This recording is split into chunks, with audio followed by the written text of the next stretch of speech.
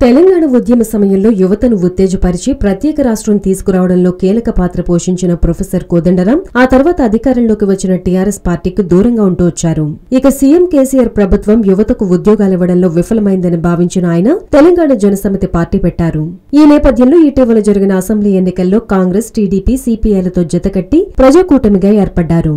అయితే అసెంబ్లీ ఎన్నికల్లో టీఆర్ఎస్ జోరులో ప్రజాకూటమి నేతలు ఘోర పరాజయం చెందారు. అయితే ప్రొఫెసర్ కోదండరాం అసెంబ్లీ ఎన్నికల్లో జనగామ నియోజకవర్గం నుంచి పోటీ చేస్తారని ప్రచారం జరిగినప్పటికీ ఆయన మాత్రం పోటీ చేయలేదు.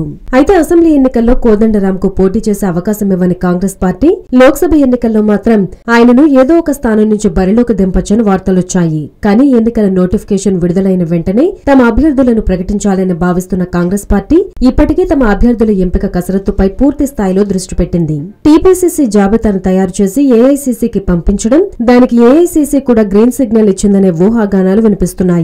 ఎవరితో పొత్తులు లేకుండానే పార్లమెంటు ఎన్నికల బరిలో దిగాలని కాంగ్రెస్ పార్టీ నిర్ణయించుకుంది. దీంతో ఈసారి కోదండరాంకు చెందిన టీజేఎస్ కు కాంగ్రెస్ పార్టీ హ్యాండ్ ఇచ్చిందనే ప్రచారం మొదలైంది. కాంగ్రెస్ పార్టీ పొత్తుకు అంగీకరించకపోతే సొంతంగా బరిలోకి దిగుతామని గతంలో కోదండరాం ప్రకటించారు.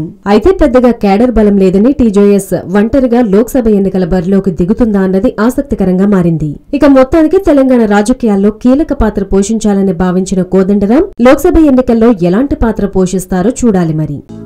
హలో, మిమ్మల్నే యోయో టీవీ యాప్ డౌన్లోడ్ చేసుకున్నారా? ఇంకా లేదా? మీ యాప్ స్టోర్ కి వెళ్ళి వెంటనే డౌన్లోడ్ చేసుకోండి.